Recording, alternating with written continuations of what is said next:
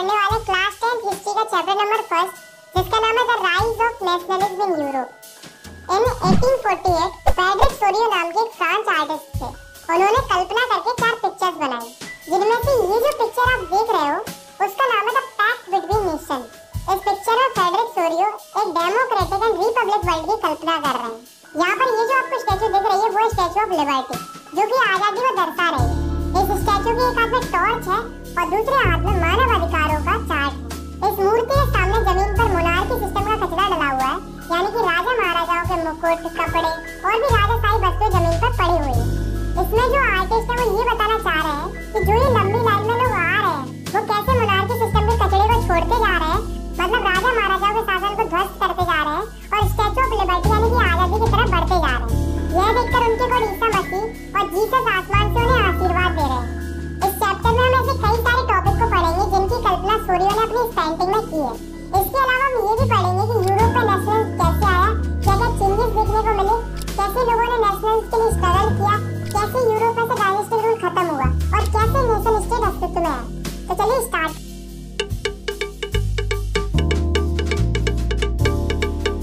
The France revolution and the idea of the nation. दोस्तों 1789 में जब फ्रांस रेवोल्यूशन हुआ तो उसका इम्पैक्ट पूरे यूरोप पर पड़ा, क्योंकि 1789 से पहले जब फ्रांस रेवोल्यूशन नहीं हुआ था तब फ्रांस के ऊपर राजा महाराजाओं का शासन था। वह रूल करते थे, फ्रांस के लोगों के पास कोई पावर नहीं होती थी। राजा जैसा कहेगा लोगों को वैसा ही करना पड़ता था। राजा का बेटा राजा बनता था, फिर उसका बेटा, फिर उसका बेटा, यही सिस्टम चलता था। लेकिन जब फ्रांस में रेवोल्यूशन हुआ तो फ्रांस में पॉलिटिकल और कॉन्स्टिट्यूशनल चेंजेस देखने को मिले।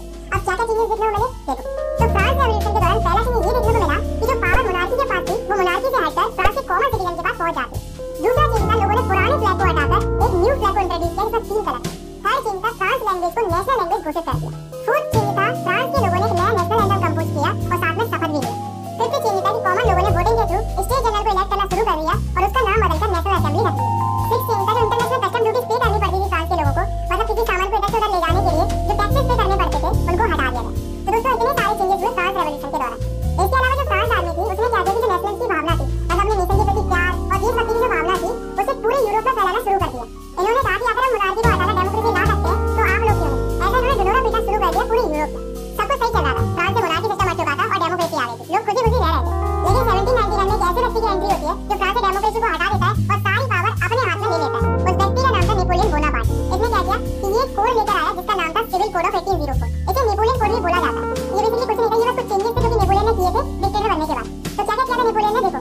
First, establish equality before law. पहले क्या होता था कि फ्रांस में सारे लोगों को इक्वल नहीं माना जाता था। जो चर्च और नोबल्स होते थे उन्हें सुपीरियर माना जाता था, उन्हें वर्क की बेसिस पे प्रिविलेजेस भी मिलते थे। लेकिन अब ऐसा नहीं था। नेपोलियन ने क्या किया कि सबको इक्वल कर दिया, मतलब कानून की नजर में सब लोग बराबर रहेंगे, ना ही कोई सुपीरियर रहेगा और ना ही कोई कमजोर रहेगा। Second, secure the right of property. Napoleon ने क्या किया कि लोगों को राइट टू प्रॉपर्टी दिला दिया, मतलब अगर किसी के पास पैसा है तो वो प्रॉपर्टी खरीद सकता है और वो प्रॉपर्टी उसी की रहेगी, कोई इसे छीन नहीं सकता। Third, abolish feudal system. पहले क्या होता था कि जो बड़े-बड़े लैंडलॉर्ड्स होते थे उन्हें फ्यूडल लॉर्ड्स भी कहते थे। वो क्या करते थे, वो पीजेंट्स पर काम करवाते थे और सारा प्रॉफिट खुद ले जाते थे। बेचारे जो पीजेंट्स होते थे, मतलब जो किसान होते थे, उनका कोई फायदा नहीं होता था। तो नेपोलियन ने फ्यूडल सिस्टम को खत्म कर दिया। Fourth, transportation and communication system were improve. Napoleon ने ट्रांसपोर्टेशन और कम्युनिकेशन सिस्टम को काफी इंप्रूव कर दिया था, जिसकी वजह से फ्रांस में डेवलपमेंट काफी तेजी से हो रहा है। Fifth, standardised weight and measure and common currency. मतलब वजन और माप को स्टैंडर्डाइज कर दिया और इसके अलावा जो अलग-अलग प्रकार की करेंसी चलती थी फ्रांस के अंदर उनको हटाकर एक तरह की करेंसी में बदल दिया। सिक्स्थ, गिल्ड रिस्ट्रिक्शन वर रिमूव। मतलब नेपोलियन ने क्या किया, गिल्ड रिस्ट्रिक्शन को हटा दिया। इससे फायदा क्या हुआ कि मर्चेंट्स, आर्टिजन अब सब फ्रीली ट्रेड कर सकते थे, मतलब बिना किसी बैरियर के ट्रेडर्स आसानी से व्यापार कर सकते थे। तो दोस्तों इतने सारे चेंज नेपोलियन ने किए, पर ये जो चेंज नेपोलियन ने किए थे वे लोगों को इतने पसंद आए कि लोग नेपोलियन को मसीहा समझने लगे। फ्रांस को छोड़ो, फ्रांस के जो आसपास के जो देश थे वो खुद नेपोलियन और उसकी आर्मी का स्वागत कर रहे थे, क्योंकि उनको लग रहा था कि नेपोलियन ही हमें इस मोनार्की सिस्टम की आदत करा सकता है। ऐसा उनको इसलिए लग रहा था क्योंकि नेपोलियन जहाँ कहीं जा रहा था वहाँ से मोनार्की खत्म होती जा रही थी। लेकिन उन्हें क्या पता था कि जिस नेपोलियन को वो अपना हीरो समझ रहे थे वो एक्चुअली विलन था। तो ऐसे क्या कारण थे जिससे नेपोलियन से लोग नफरत करने लगे। तो पहला रीजन था नेपोलियन ने लोगों को पॉलिटिकल फ्रीडम नहीं दी। दूसरा कारण था टैक्स बढ़ा दिया था। तीसरा कारण था लोगों के ऊपर सेंसरशिप लगा दी। और चौथा और सबसे बुरा कारण था नेपोलियन जबरदस्ती लोगों को आर्मी में भर्ती कर रहा था। अब वो ऐसा क्यों कर रहा था, क्योंकि उसे पूरे यूरोप को कॉन्कर करना था। तो इसके लिए उसे आर्मी की जरूरत थी, तो उसने लोगों को जबरदस्ती आर्मी में भर्ती करना शुरू कर दिया। ये उसकी सबसे बड़ी गलती थी। और दोस्तों ये जो कारण थे, इन्हीं कारणों की वजह से लोग नेपोलियन से नफरत करने लगे। The making of nationalism in Europe. Mid 18th century में यूरोप के अंदर कोई भी नेशन स्टेट नहीं था। नेशन स्टेट का मतलब होता है कि कोई भी ऐसी कंट्री जिसमें most of the people common language, culture, identity को फॉलो करते हो। फॉर एग्जांपल आज के टाइम पे जितनी भी कंट्रीज है वे सारी नेशन स्टेट्स हैं। लेकिन पहले ऐसा नहीं होता था। अगर हम मिड 18th सेंचुरी वाले यूरोप के मैप को देखेंगे तो हमें कोई भी नेशन स्टेट देखने को नहीं मिलेगा, बल्कि हमें बड़े-बड़े साम्राज्य देखने को मिलेंगे जिनके ऊपर राजा महाराजा रूल करते थे। फॉर एग्जांपल अगर हम बात करें हॉब्सबर्ग एम्पायर की, तो इसके अंदर भांति-भांति प्रकार के लोग रहते थे जिनके आइडिया, कल्चर, ट्रेडिशन, लैंग्वेज सब कुछ अलग-अलग था। अब आप खुद ही सोचो कि अगर इनमें इतनी ज्यादा डाइवर्सिटी होगी तो क्या कभी इनके मन में ऐसा आइडिया आएगा कि हमें एक नेशन स्टेट बनाना चाहिए जिसमें सबकी कॉमन लैंग्वेज, कल्चर, ट्रेडिशन सब कुछ सेम हो? आप में से कई लोग कहेंगे कि नहीं आएगा, बट एक्चुअली में नेशन स्टेट का आइडिया इनके पास आता है। अब वो कैसे आता है चलिए जानते हैं। The aristocracy and the new middle class. दोस्तों उस समय पर यूरोप के अंदर दो तरह के लोग रहते थे, अरिस्टोक्रेट्स और पीजेंट्स। अरिस्टोक्रेट्स वो लोग थे जिनको सोसाइटी में रईस माना जाता था, मतलब इनको पैसे वाले लोगों में गिना जाता था। इनके पास जमीनें थी, बड़े-बड़े टाउन हाउसेस थे। ये लोग माइनॉरिटी में थे, मतलब इनकी जो संख्या थी वो कम थी, लेकिन उसके बावजूद भी इनके पास पावर बहुत थी। क्यों? क्योंकि इनके पास पैसा था। ये जो लोग थे वे आपस की फैमिलीज में शादी करते थे और ये फ्रांस लैंग्वेज बोलते थे, क्योंकि इनका मानना ये था कि फ्रांस लैंग्वेज रईसों वाली भाषा है। इसके अलावा इनका जो स्टैंडर्ड ऑफ लिविंग था वो सबका कॉमन था, एक जैसे कपड़े पहनते थे, एक जैसा खाते थे, मतलब एक जैसी लाइफस्टाइल जीते थे। वहीं जो पीजेंट्स थे वे गरीब थे, इनके पास खुद की कोई जमीन नहीं थी। ये अरिस्टोक्रेट्स की जमीन होती थी, उन पर ज्यादा काम करते थे और उनकी जमीन की देखभाल करते थे। ये जो थे वो मेजॉरिटी में थे, मतलब इनकी जो पॉपुलेशन थी वो ज्यादा थी, लेकिन उसके बावजूद भी इनके पास पावर कम थी, because due to lack of money. अब क्या होता है कि इंडस्ट्रियल रिवॉल्यूशन आता है, जिसकी वजह से एक नई वर्किंग क्लास उभर के आती है, जिसका नाम था मिडिल क्लास। मिडिल क्लास में वो लोग आते थे जो ना ही ज्यादा गरीब थे और ना ही ज्यादा अमीर थे। ये एजुकेटेड लोग थे, जैसे कि businessman, industrialist and other professionals. ये सब मिडिल क्लास में आते थे। तो ये जो मिडिल क्लास के लोग थे, इन्हीं के मन में आइडिया आया। क्या आइडिया आया? एक तो है नेशन यूनिटी का, मतलब सेम कल्चर, ट्रेडिशन, लैंग्वेज वाले लोग एक साथ रहेंगे, मतलब सुप्रीम नेशन स्टेट का आइडिया। और दूसरा आइडिया आया लिबरल नेशनलिज्म का, यानी कि लिबरलिज्म का। तो ये आइडिया क्या कहता था, इसके लिए हम पढ़ते हैं इस टॉपिक को। What does liberal nationalism stand for? तो लिबरल नेशनलिज्म का आइडिया क्या कहता था कि जो ऑटोक्रेसी है वो खत्म होनी चाहिए और जो गवर्नमेंट बने वो जनता के हिसाब से। हर एक नागरिक के पास आजादी होनी चाहिए और कानून की नजर में सब लोग बराबर होने चाहिए। जो चर्च के लोग होते थे उन्हें जन्म से प्रिविलेजेस मिलते थे, जो कि गलत था, तो उन प्रिविलेजेस को खत्म कर देना चाहिए और एक कॉन्स्टिट्यूशन होना चाहिए जिसके हिसाब से गवर्नमेंट काम करे और गवर्नमेंट एक रिप्रेजेंटेटिव फॉर्म ऑफ गवर्नमेंट होनी चाहिए। तो इन्हीं सब चीजों के लिए जो एजुकेटेड मिडिल क्लास लोग थे वो स्ट्रगल कर रहे थे, बट इसमें प्रॉब्लम थी। अब वो प्रॉब्लम क्या थी कि जो मिडिल क्लास लोग थे वो वुमेन को सपोर्ट नहीं कर रहे थे। ये बड़े वोटिंग राइट्स की मांग कर रहे थे, पर केवल मेंस के लिए, वुमेन के लिए नहीं कर रहे थे, और वो भी ऐसे मेंस के लिए जिनके पास प्रॉपर्टी हो। अब आप खुद ही सोचो कि जिन लोगों को छोड़ा जाएगा वो क्या करेंगे? प्रोटेस्ट करेंगे। इसलिए जो मेंस विदाउट प्रॉपर्टी थे और जो वुमेन थी वे यूरोप में अलग-अलग जगहों पर जाकर प्रोटेस्ट कर रहे हैं। इन सब के अलावा एक और प्रॉब्लम चल रही थी यूरोप के अंदर, वो थी कि जो ट्रेडर्स होते थे उन्हें काफी ज्यादा टैक्स भरना पड़ता था, तब जाके ट्रेडर्स ट्रेड कर पाते थे। तो जब ट्रेडर्स हैम्सबर्ग से यूरोप में जाते थे व्यापार के लिए, तो उन्हें 11 जगहों पर टैक्स देना पड़ता था, वो भी 5% के हिसाब से। अब आप खुद ही सोचो कि इतना टैक्स अगर ट्रेडर्स पे करेंगे तो कमाएंगे क्या? तो इनको बहुत प्रॉब्लम होगी। इसके साथ साथ यूरोप में कई प्रकार की करेंसीज भी चलती थी, लगभग 30 अलग-अलग प्रकार की करेंसी चलती थी, तो इससे ट्रेडर्स को बहुत दिक्कत आती थी। उन्हें हर नए स्टेट में करेंसी चेंज करनी पड़ती थी। तो क्या हुआ, 1834 में कस्टम यूनियन फॉर्म हुआ जिसका नाम था ज़ोलवेरिन। इसे प्रूशिया ने स्टार्ट किया था और इसमें बाद में जाकर अदर जर्मन स्टेट भी ज्वाइन हो गए। इसने क्या किया? इसने 3 काम किए। पहला, जो ट्रेड बैरियर्स थे, मतलब जो अलग-अलग जगहों पर टैक्स देने पड़ रहे थे उनको हटा दिया। दूसरा, जो अलग-अलग प्रकार की करेंसी चल रही थी यूरोप के अंदर उनको रिड्यूस करके 2 तरह की करेंसी में कर दी। तीसरा, रेलवे नेटवर्क को प्रमोट किया जिससे ट्रेडिंग और भी आसानी से हो सके। A new conservatives after 1850। अब दोस्तों मैंने आपको नेपोलियन की स्टोरी सुनाई। मैंने आपको बताया था कि नेपोलियन ने 1799 से रूल करना स्टार्ट किया था और उसका रूल 1815 तक चलता है। तो 1815 में ऐसा क्या हुआ कि नेपोलियन का रूल खत्म हो जाता है। तो एक्चुअली में 1815 में होता क्या है कि एक फाइट होती है जिसमें एक तरफ नेपोलियन होता है और दूसरी तरफ होती है 4 countries, Britain, Russia, Prussia and Austria. इस फाइट को बैटल ऑफ वाटरलू बोला जाता है। तो इस फाइट का रिजल्ट क्या होता है कि जो नेपोलियन होता है वो हार जाता है। नेपोलियन की हार के बाद जो जीते हुए स्टेट्स थे, Britain, Russia, Prussia and Austria, ये कौन थे? ये कंजर्वेटिव लोग थे। ये नहीं चाहते थे कि सोसाइटी में कुछ चेंज हो, इन्हें मोनार्की पसंद थी, ये चाहते थे कि मोनार्की फिर से वापस आ जाए। तो ये क्या करते हैं? ये कंजर्वेटिव्स लाते हैं, मतलब नेपोलियन ने जो कुछ भी किया था उसको हटाकर जो पुराना सिस्टम था उसको वापस लाते हैं और साथ में यूरोप में जो भी चेंज हुए थे उनको पहले जैसा कर देते हैं। जैसे कि मोनार्की सिस्टम को वापस ले आते, चर्च की पावर को वापस ले आते, सोशल हायरार्की को वापस ले आते, मतलब जो अपर क्लास, लोअर क्लास का जो सिस्टम चलता था ना पहले उसको वापस ले आते, ऑटोक्रेटिक रूल को वापस ले आते। इन्होंने सेंसरशिप भी लगा दी थी, मतलब कोई इनके अगेंस्ट छाप नहीं सकता, लिख नहीं सकता और ना ही कोई इनके खिलाफ आवाज उठा सकता है किसी भी तरह से। इन सब के अलावा इन 4 स्टेट ने एक ट्रीटी साइन की जिसका नाम था ट्रीटी ऑफ वेना। ये 1815 में ही साइन की गई थी। इसको होस्ट कर रहे थे ऑस्ट्रियन चांसलर ड्यूक मेटरनिच। तो इस ट्रीटी में से क्या था, क्या चेंजेस आए थे इस ट्रीटी की वजह से, चलिए देखते हैं। First, bourbon dynasty was restored in France. France में जो बर्बन डायनेस्टी चलती थी पहले, जिसे बीच में हटा दिया था, उसे फिर से रिस्टोर कर दिया। सेकंड, फ्रांस के चारों तरफ बाउंड्रीज पर स्टेट सेटअप किए गए जिससे फ्रांस का एक्सपेंडिशन ना हो। थर्ड, रूसिया को कुछ इंपोर्टेंट टेरिटरीज दी गई on it's western border. Fourth, Austria को भी नॉर्थ इटली पर कंट्रोल मिल गया। फिफ्थ, रशिया को पोलैंड दे दिया। सिक्स्थ, नेपोलियन ने कॉन्फेडरेशन बनाई थी 39 स्टेट की, उसको इन्होंने अनटच रहने दिया। बाकी तुम्हें तो पता ही है कि नेपोलियन की हर एक चीज को इन्होंने चेंज कर दिया। अब दोस्तों ट्रीटी ऑफ वेना के बाद यूरोप में पूरी तरह से मोनार्की आ चुकी थी और जो कंजर्वेटिव लोग थे उनके पास पावर आ चुकी। द रिवॉल्यूशनरी, तो कंजर्वेटिव से बहुत से लिबरल नेशनलिस्ट लोग खुश नहीं थे। तो 1815 के बाद जितने भी लिबरल नेशनलिस्ट लोग थे वे अंडरग्राउंड हो गए, क्योंकि ये पावर कंजर्वेटिव लोगों के पास पहुंच चुकी थी। तो ये ओपनली तो कुछ कर नहीं सकते थे, इसलिए इन्होंने चोरी छुपे सीक्रेट ग्रुप्स बनाने स्टार्ट कर दिए। ये नहीं चाहते थे कि यूरोप में मोनार्की या ऑटोक्रेटिक रूल रहे, इन्हें पूरी तरह से आजादी चाहिए थी। ऐसे एक व्यक्ति थे जिनका नाम था गोसिपी मजीनी। इनका जन्म 1807 में जेनियो में हुआ था। ये इटली के रिवॉल्यूशनरी थे। ये सोसाइटी के मेंबर भी थे जिसका नाम था कार्बोनरी। और साथ में इन्होंने 2 सीक्रेट सोसाइटी बनाई थी, पहली यंग इटली इन मार्सेलिस और दूसरी यंग यूरोप इन बर्न। तो ये 2 सोसाइटी बनाई। ये इटली के थे, इसलिए ये चाहते थे कि इटली नेशन स्टेट बने। इन्हें देखकर यूरोप में अलग-अलग जगहों पर भी सीक्रेट सोसाइटी बनना स्टार्ट हो जाती है। अब आप खुद ही सोचो कि इतनी सारी सीक्रेट सोसाइटी अगर बनेंगी तो क्या होगा? रिवॉल्यूशन होगा, ऑफ कोर्स होगा।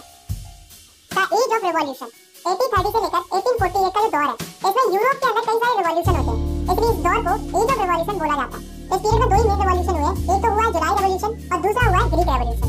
तो सबसे पहले हम बात करते हैं जुलाई रेवोल्यूशन की। तो जुलाई रेवोल्यूशन दो जगहों पर होता है, पहला फ्रांस के ऊपर और दूसरा बेल्जियम के ऊपर। तो फ्रांस में क्या होता है, फ्रांस से बर्बन किंग को हटा दिया जाता है, मतलब कंजर्वेटिव लोगों ने जो बर्बन डायनेस्टी सेटअप की थी फ्रांस के अंदर उसको हटा दिया जाता है और साथ में कॉन्स्टिट्यूशनल मोनार्की सेटअप की जाती है। मतलब मोनार्की तो रहेगी बट उसका काम कॉन्स्टिट्यूशन के हिसाब से होगा। इन सब के अलावा लुईस फिलिप को फ्रांस का हेड बना दिया जाता है। अब बात करते हैं बेल्जियम की। पहले क्या था कि जो बेल्जियम था वो यूनाइटेड किंगडम ऑफ नीदरलैंड का ही पार्ट था, मतलब Belgium United Kingdom of Netherland के कंट्रोल में आता है। तो जो बेल्जियम के लोग थे उनको आजादी चाहिए थी, वो अपना एक अलग ही नेशन बनाना चाहते थे और इसी कारण से बेल्जियम में भी रिवॉल्यूशन होता है। और इस रिवॉल्यूशन का रिजल्ट ये आता है कि बेल्जियम को फ्री कर दिया जाता है, मतलब बेल्जियम आजाद हो जाता है यूनाइटेड किंगडम ऑफ नीदरलैंड से। अब हम बात करते हैं दूसरे रेवोल्यूशन की जिसका नाम था ग्रीक रेवोल्यूशन। तो पहले क्या था कि जो ग्रीक था वो ऑटोमन एम्पायर का पार्ट था। तो जो ग्रीक के लोग थे वो भी और देशों की तरह फ्रीडम की डिमांड कर रहे थे, वो भी चाह रहे थे कि हमारे नेशन स्टेट हो, मतलब अलग से कंट्री हो। तो इसी फीलिंग के लिए 1821 में ग्रीस के लोग स्ट्रगल करना शुरू कर देते। पर ग्रीस के लोग इतने ज्यादा पावरफुल नहीं थे कि वे अपने आप को आजादी दिला पाए, तो इन्हें मदद की जरूरत थी। तो इसके लिए जो वेस्ट यूरोपियन कंट्रीज थी वो इनकी मदद करती और साथ में जो ग्रीक के पोएट्स और आर्टिस्ट थे वे भी अपनी पोएम्स और पेंटिंग के थ्रू लोगों के बीच में नेशनल की फीलिंग जगाने में लगे हुए थे। तो इन सब की वजह से फाइनली 1932 को एक ट्रीटी साइन होती है जिसका नाम था द ट्रीटी ऑफ कॉन्स्टेंटिनोपल। इस ट्रीटी के साइन होने के बाद ग्रीक जो है वो आजाद हो जाता है और एक इंडिपेंडेंट नेशन स्टेट बन जाता है। The romantic imagination and the national feeling. दोस्तों आपको क्या लगता है कि जो नेशनल की फीलिंग थी, मतलब देशभक्ति की जो भावना थी, वो लोगों में केवल वॉर और टेरिटोरियल एक्सपेंशन से आई थी? नहीं, ऐसा नहीं था, बल्कि इसके अलावा एक और चीज थी जिसकी वजह से नेशनल की फीलिंग लोगों में फैल रही थी, वो था कल्चर। इन लोगों को लगा कि हमें कल्चर के थ्रू लोगों में नेशनल की फीलिंग अराइज करनी चाहिए, लोगों को इमोशनली कनेक्ट करना चाहिए अपने नेशन के साथ। इसलिए स्टार्ट हुआ रोमांटिसिज्म। रोमांटिसिज्म का मतलब होता है a cultural movement to develop a particular form of national sentiment. मतलब कोई भी ऐसा कल्चरल मूवमेंट जिसकी वजह से लोगों में अपने नेशन के प्रति प्यार पैदा हो, क्या हम कह सकते हैं लोगों के मन में अपने देश के प्रति सेंटिमेंट जागरूक हो, इसी को रोमांटिसिज्म बोला जाता है। तो ऐसे कई सारे रोमांटिक आर्टिस्ट थे जो रोमांटिसिज्म फैला रहे थे अपनी आर्ट, पोएट्री, स्टोरीज और म्यूजिक की मदद से। ऐसे ही जर्मन फिलोसोफर जिनका नाम था जॉन गॉटफ्राइड, इन्होंने इसी से रिलेटेड अपनी फीलिंग शेयर की। इन्होंने कहा कि अगर आपको पता करना है किसी देश का कल्चर कैसा है तो वो राजा महाराजाओं के महलों में देखने को नहीं मिलेगा, बल्कि कॉमन लोगों के पास में रहने से पता चलेगा कि उस देश का कल्चर कैसा है। और इन्होंने ये भी कहा कि जो कल्चर है वही तो आत्मा है नेशन की, मतलब culture is the true spirit of the nation. अब हम एक स्टोरी सुनिए जो कि पोलैंड की स्टोरी है, ताकि हम और अच्छे से समझ सकें कि रोमांटिसिज्म क्या है। तो जो पोलैंड था उसका ज्यादातर हिस्सा रशिया के कंट्रोल में था और जो पोलैंड के लोग थे वो पोलिश भाषा बोलते थे। तो रशिया ने क्या किया कि पोलैंड से पोलिश भाषा को हटा दिया और वहां पर जबरदस्ती रशियन लैंग्वेज को इंप्लीमेंट कर दी। अब जो पोलैंड के लोग थे उन्हें इस बात के लिए बहुत बुरा लग रहा था कि उनसे उनकी भाषा छीनी जा रही थी। तो पोलैंड के कुछ लोगों ने 1831 में इसके अगेंस्ट रिवॉल्यूशन स्टार्ट किया। पर हमें एक बात पता है कि रशिया आज भी पावरफुल है और उस समय पर भी पावरफुल था, और वैसे भी जो पोलैंड था वो रशिया के कंट्रोल में आता था। तो हुआ क्या कि पोलैंड को दबा दिया गया, मतलब जो लोग रिवॉल्यूशन कर रहे थे उनको चुप करा दिया गया। इनफैक्ट कुछ प्रीस्ट को तो उन्होंने जेल में बंद कर दिया और कुछ को तो उन्होंने साइबेरिया भेज दिया मरने के लिए, ताकि आगे से कोई उनके खिलाफ आवाज ना उठा सके। तो ये जो स्टोरी आपने सुनी है उसका रिजल्ट शायद आपको अच्छा दिखने को ना मिला हो, लेकिन ये स्टोरी हमें एक चीज सिखाती है कि जो ये लैंग्वेज होती है किसी भी नेशन की, वो भी एक वेपन बन सकती है जिससे नेशनलिस्ट की फीलिंग को जगाया जा सकता है। भले ही रशिया अपनी लैंग्वेज को पोलैंड के ऊपर थोपना चाहता था, पर पोलैंड के लोग अपनी कल्चरल लैंग्वेज को छोड़ना नहीं चाह रहे। ये जो प्यार था अपने कल्चर से रिलेटेड, अपनी कल्चरल लैंग्वेज से रिलेटेड, उसी को तो रोमांटिसिज्म बोला जाता है। तभी तो जो रोमांटिक थिंकर्स थे वो लोगों में रोमांटिसिज्म फैला रहे थे, ताकि लोगों में कल्चर के प्रति प्यार बना रहे और लोगों में नेशनल की फीलिंग बरकरार रहे। Hunger, hardship and the popular revolt. 1830s में यूरोप के अंदर एक ऐसा दौर आता है जिसमें लोगों की इकोनॉमिक कंडीशन बहुत ज्यादा खराब हो जाती है, इकोनॉमिक हार्डशिप आ जाती है। होता क्या है कि यूरोप के अंदर बहुत ज्यादा पॉपुलेशन बढ़ने लगती है, जिसके कारण अनएम्प्लॉयमेंट बढ़ने लगता है, लोगों के पास काम नहीं था करने के लिए, जिसके कारण जो गांव के लोग थे वो शहरों में जाने लगते हैं ये सोचकर कि वहां जाकर उनको काम मिलेगा। लोगों के आने से शहरों में स्लम्स क्रिएट होने लगते हैं और सिटीज की कंडीशन भी खराब होने लगती है। अब हुआ क्या कि अब जो सामान था वो यूरोप में इंग्लैंड से आने लगा और इंग्लैंड का सामान लोगों के लिए सस्ता पड़ता था क्योंकि ये सामान मशीनों से बनता था, जिससे जो स्मॉल स्केल प्रोड्यूसर थे उनको भी लॉस होने लगा। और यही वो दौर था जब लोगों की फसलें भी खराब हो गई, जिससे फूड प्राइसेस आसमान छू रहे थे, लोगों को खाने के लिए भी स्ट्रगल करना पड़ रहा था। वही जो अमीर लोग थे उन्हें कोई फर्क नहीं पड़ रहा था क्योंकि उनके पास पैसा था। सबसे ज्यादा हंगर और हार्डशिप का असर उन लोगों पर पड़ रहा था जो शहरों से काम लेकर आते आए, यानी कि गरीब लोगों का। 1848 में फ्रांस की सिटी पेरिस की हालत ऐसी हो जाती है कि लोग सड़कों पर आ जाते हैं। ये देखकर जो फ्रांस का रूलर था लुईस फिलिप वो डर जाता है और वो अपनी पोजीशन छोड़कर भाग जाता है। अब जब राजा भाग गया तो कोई ना कोई तो चाहिए कंट्री को रन कराने के लिए। इसके लिए फ्रांस में एक नेशनल असेंबली फॉर्म होती है और नेशनल असेंबली फ्रांस को एक रिपब्लिक कंट्री डिक्लेयर कर देती है। मतलब अब फ्रांस जो है वो एक नेशन स्टेट बन चुका था। नेशनल असेंबली के आने के बाद कुछ चेंजेस होते हैं, बेसिकली दो चेंजेस होते हैं। पहला, सबको वोटिंग राइट दिया जाता है, मतलब जितने भी 21 साल से ऊपर के आदमी हैं उनको वोटिंग राइट दे दिया जाता है। अमीर गरीब सबको वोटिंग राइट दे दिया जाता है, वुमेन्स को छोड़कर। औरतों को अभी भी वोटिंग राइट नहीं दिया गया था। Second, right to work provide कराया जाता है, मतलब सबको काम दिया जाएगा, सबके पास काम रहेगा। जैसे अनएम्प्लॉयमेंट की समस्या चल रही थी फ्रांस के अंदर, वो धीरे धीरे खत्म होने लगती है। 1845 में एक और इंसिडेंट हुआ था जिसको सिलिसिया रिवॉल्ट बोला जाता है, क्योंकि ये सिलिसिया में हुआ था। तो हुआ क्या था कि कुछ वीवर्स थे जिन्होंने कॉन्ट्रैक्टर के अगेंस्ट में रिवॉल्ट कर दिया था। क्यों किया था? क्योंकि कॉन्ट्रैक्टर ने इनका पेमेंट कम कर दिया था। इस बात से वीवर्स को गुस्सा आ गया और उन्होंने कॉन्ट्रैक्टर के घर में तोड़फोड़ मचा दी। कॉन्ट्रैक्टर वीवर्स के डर से एक पास के गांव में जाकर छुप जाता है, लेकिन गांव वालों ने भी उसे रखने से इनकार कर दिया। तो वो जाकर आर्मी के पास पहुंच जाता है और उनसे जाकर मदद मांगने लगता है। तो यहाँ पर जो वीवर्स उसका पीछा कर रहे थे उनकी आर्मी से फाइट होती है जिसमें 11 वीवर्स मर जाते हैं। तो यहाँ पर जो रिवॉल्ट था वो अनसक्सेसफुल था, लेकिन बात हो रही थी कि सक्सेसफुल था कि नहीं था, बट बात तो ये थी कि रिवॉल्यूशन हो रहे थे और पूरे यूरोप में हो रहे थे। The revolution of the liberals. अब जैसे जब सभी लोग रिवॉल्यूशन कर रहे थे तो मिडिल क्लास लोग कैसे काम कर सकते थे? तो जो मिडिल क्लास लोग थे वो भी 1848 में रिवॉल्यूशन कर रहे थे। और ये क्यों कर रहे थे? क्योंकि ये नेशन स्टेट एस्टैब्लिश करना चाह रहे थे और साथ में डिमांड कर रहे थे पार्लियामेंट्री प्रिंसिपल्स की। पार्लियामेंट्री प्रिंसिपल्स का मतलब होता है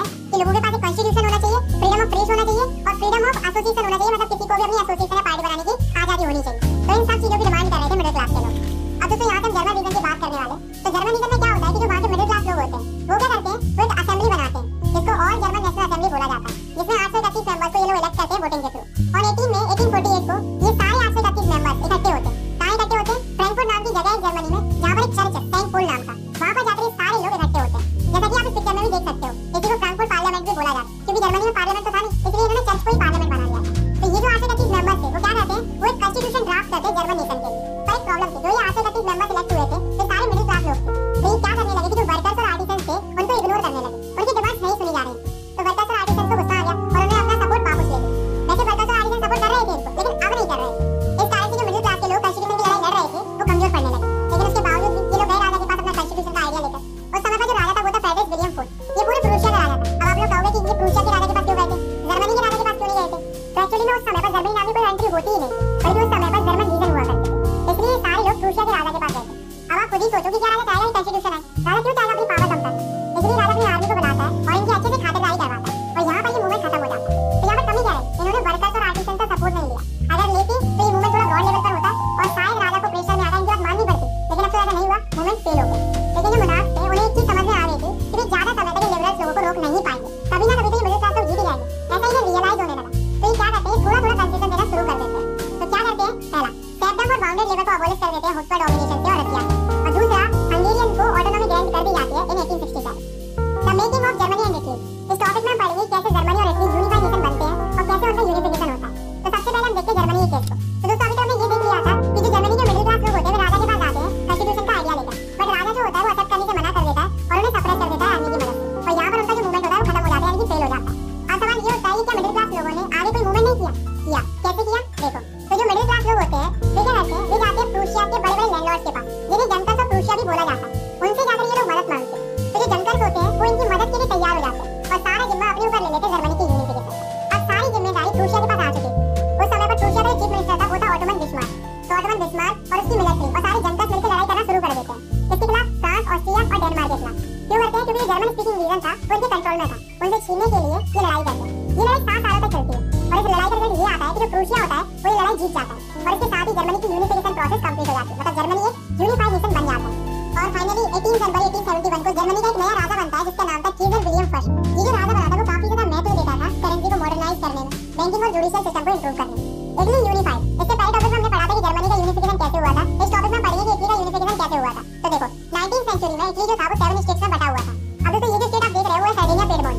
यही एकमात्र स्टेट था यहाँ पर एक ऐसा राजा रूल करता था जो इटली लैंग्वेज बोलता था और वो एक्चुअली में ही इटालियन प्रिंस था। उसका नाम था वेक्टर एमुलस सेकंड। अब देखो इटली के नॉर्थ का जो एरिया था वो ऑस्ट्रिया हुस्बर के कंट्रोल में था। इटली के सेंटर का जो एरिया था वो पोप के कंट्रोल में था और जो साउथ का एरिया था वो बर्बन किंग ऑफ स्पेन के कंट्रोल में। अब देखो यूनिफिकेशन कैसे होता है। मैंने आपको एक व्यक्ति के बारे में बताया था जिसका नाम था गुस्टिन मजीनी। ये भी इटली को यूनिफाई करना चाहते थे। इनफैक्ट इसके लिए इन्होंने सीक्रेट सोसाइटी भी बनाई थी जिसका नाम था यंग इटली, और अब तो ये फेल हो गए थे, ये इटली को यूनिफाई नहीं कर पाए थे। बट 1848 में जो सर्डिनिया पेडमोंट का जो किंग था वेक्टर एमुलस सेकंड, वो ये ठान लेता है कि अब मैं यूनिफाई करूंगा इटली को। इसके लिए वो अपने चीफ मिनिस्टर को बुलाता है जिसका नाम था काउंट कैवर, और उसे रिस्पांसिबिलिटी दे देता है किसकी, इटली को यूनिफाई करने की। और यहाँ से रिवॉल्यूशन स्टार्ट हो जाता है। सबसे पहले क्या होता है कि 1859 में कैवर फ्रांस के साथ मिलकर ऑस्ट्रेलिया हुस्बर को हरा देता है और जो एरिया उन्होंने कैप्चर करके रखा था उसको वो अपने कंट्रोल में ले लेता है। अब बारी थी साउथ वाले रीजन की जो कि बर्बन किंग ऑफ स्पेन के कंट्रोल में था।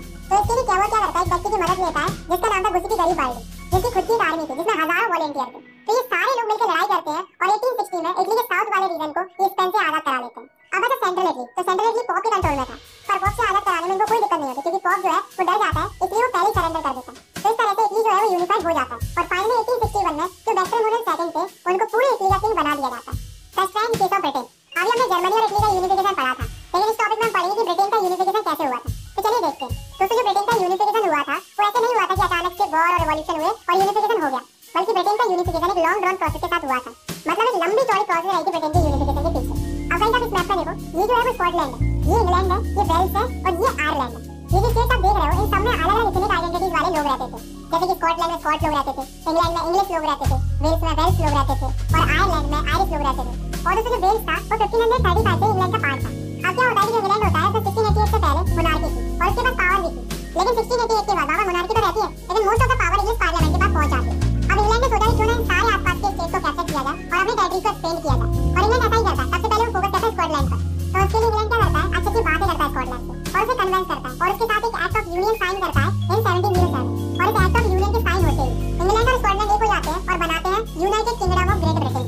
अब धीरे धीरे क्या हुआ कि ब्रिटिश पार्लियामेंट के अंदर इंग्लैंड के लोगों का डोमिनेशन बढ़ने लगा और वे धीरे धीरे स्कॉटलैंड के लोगों को सप्रेस करने लगे। ना ही वे अपनी भाषा बोल सकते थे और ना ही वे अपने हिसाब से कुछ भी पहन सकते थे। सिमिलर केस आयरलैंड के साथ हुआ था। आयरलैंड में क्या था, आयरलैंड में दो तरह के लोग रहते थे, कैथोलिक और प्रोटेस्टेंट। कैथोलिक जो थे वो मेजॉरिटी में थे और प्रोटेस्टेंट जो थे वो माइनॉरिटी में थे। इन दोनों के बीच में हमेशा टेंशन बना रहता था, मतलब आपस में लड़ते रहते थे। इसी बात का फायदा उठाता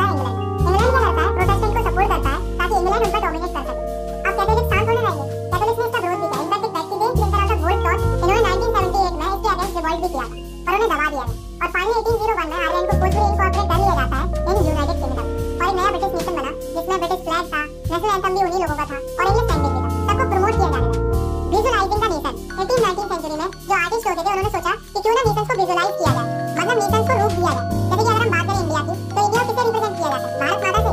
और क्यों किया जाता है? ताकि हम सबको ये फील हो कि हम सब एक हैं और भारत माता हम सबकी माता है। ठीक इसी तरह से जो यूरोप के अलग अलग आर्टिस्ट थे उन्होंने अपने अपने नेशंस को रूप देना स्टार्ट कर दिया अलग अलग फीमेल फिगर्स के थ्रू, जिन्हें एलोगोरीज भी बोला जाता है, ताकि लोगों में यूनिटी बनी रहे। जैसे फ्रांस की एलोगोरी थी मैरियन और इसी तरह से जर्मनी की एलोगोरी थी जर्मेनियन। तो इस तरह से नेशंस को विजुअलाइज करना स्टार्ट कर दिया। Nationalism, imperialism. नेशनलिज्म तो हम पढ़ते हुए आ रहे हैं। नेशनलिज्म का मतलब होता है अपने देश के प्रति देशभक्ति की भावना, या हम कह सकते हैं अपने देश के प्रति प्यार होना, ये नेशनलिज्म होता है। तो होता कि 19वीं सेंचुरी के एंड तक जो नेशनलिस्ट की फीलिंग होती है वो कन्वर्ट होने लगती है इंपीरियलिज्म। इंपीरियलिज्म का मतलब होता है साम्राज्यवाद, मतलब कोई बड़ा नेशन छोटे छोटे नेशंस को कैप्चर करने लगे अपने टेरिटरीज को एक्सपेंड करने के लिए, इसी को इंपीरियलिज्म बोला जाता है। इसी से रिलेटेड एक केस स्टडी है जो कि बाल्कान रीजन की है। तो होता क्या है कि बाल्कान एक जगह थी यूरोप के अंदर जो कि ऑटोमन एम्पायर के अंदर आती थी। इस बाल्कान रीजन के अंदर बहुत सारे स्टेट्स आते थे, जैसे कि रोमानिया, बल्गेरिया, अल्बानिया, ग्रीस और भी बहुत सारे स्टेट्स आते थे। तो क्या हुआ कि जो ऑटोमन एम्पायर था वो धीरे-धीरे कमजोर होने लगा, जिस कारण से जो बाल्कान रीजन के जो स्टेट थे वे अपने आप को इंडिपेंडेंट करने लगे, मतलब अपनी अपनी अलग-अलग कंट्रीज बनाने लगे। ये सारी कंट्रीज आपस में जलती थी, जिस वजह से हर कंट्री यही चाह रही थी कि मेरा डोमिनेशन रीजन सबसे बड़ा हो, जिस वजह से सारी कंट्रीज आपस में लड़ने लगती हैं अपने एरिया को एक्सपेंड करने के लिए। इन सबको लेकर जो बड़ी-बड़ी कंट्रीज होती है जैसे कि Russia, Germany, England, Austro Hungary, उनको भी लालच आ जाता है और वे भी इस लड़ाई में पार्ट ले लेती हैं और यही कारण बनता है फर्स्ट वर्ल्ड वॉर।